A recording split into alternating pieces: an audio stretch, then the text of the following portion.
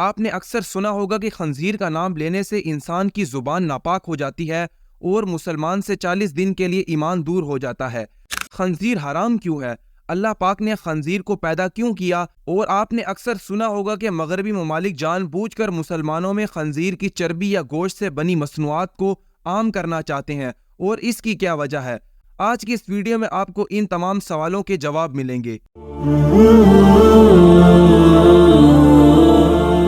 خنزیر ایک ایسا جانور ہے جو ایک ہی وقت میں سبزی اور گوشت خور ہے۔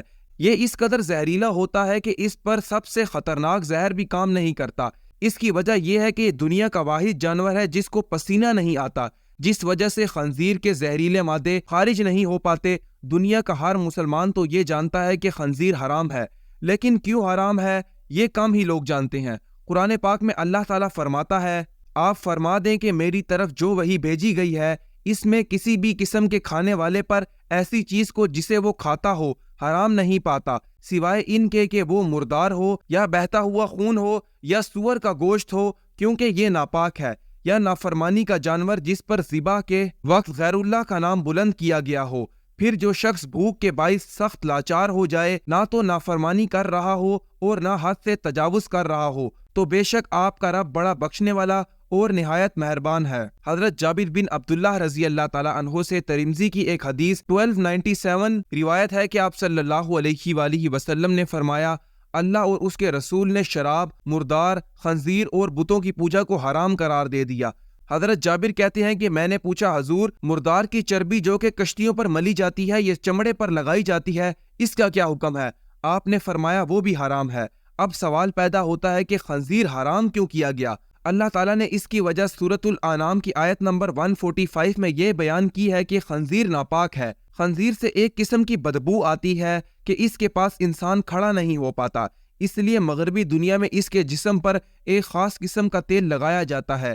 یہ دنیا کا واحد جانور ہے کہ جو دوسروں کی غلاظت کو کھانے کے ساتھ ساتھ اپنی غلاظت بھی کھاتا ہے۔ خنزیر اپنی مادہ کے لیے خود دوسرے نر کو پسند کرتا ہے اور ان کو گھیر کر اپنی مادہ کے پاس لاتا ہے اور خود ہی ان کا ملاپ کرواتا ہے۔ یہ دنیا کا واحد جانور ہے جو ہم جنس پرستی کو پسند کرتا ہے۔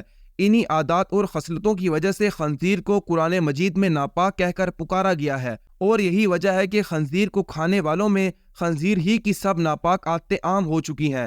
اس لیے قرآن و حدیث میں خنزیر سے کسی بھی قسم کا فائدہ اٹھانے سے منع کیا گیا ہے۔ روایات میں موجود ہے کہ یہ بھی کسی نبی کی امت میں حلال نہیں کیا گیا۔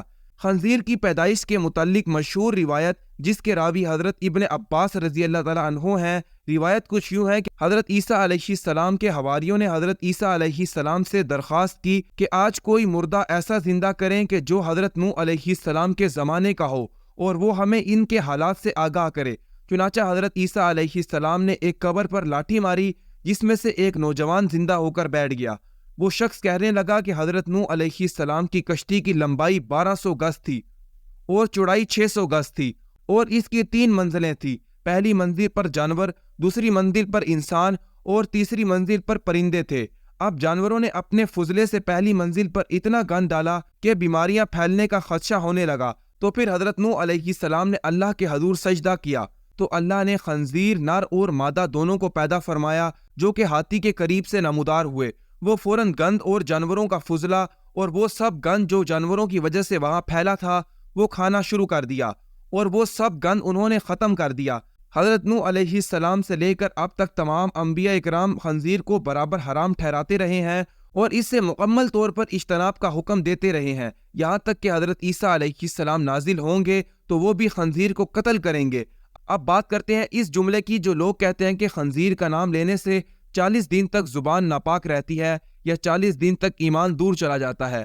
آپ کو بتاتا چلوں کہ ایسی کوئی حدیث یا ایسی کوئی روایت موجود نہیں، یہ بالکل فاسد ہے۔ ہاں، علماء اکرام نے اتنا ضرور لکھا ہے کہ بلا ضرورت خنزیر کا نام نہیں لینا چاہیے۔ اگر کسی شخص نے خنزیر کا نام لیا تو وہ دائرہ اسلام سے خارج نہیں ہوتا، اور نہ ہی وہ 40 دن تک ایمان سے دور رہنے والی بات اصل ہے۔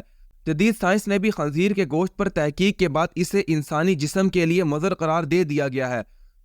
یہ بات بھی ذہن میں رکھیں کہ حضرت آدم علیہ السلام کو جنت سے صرف اسی لیے نکالا گیا تھا کہ انہوں نے اللہ تعالیٰ کی طرف سے منع کردہ درخت کا پھل کھا لیا تھا۔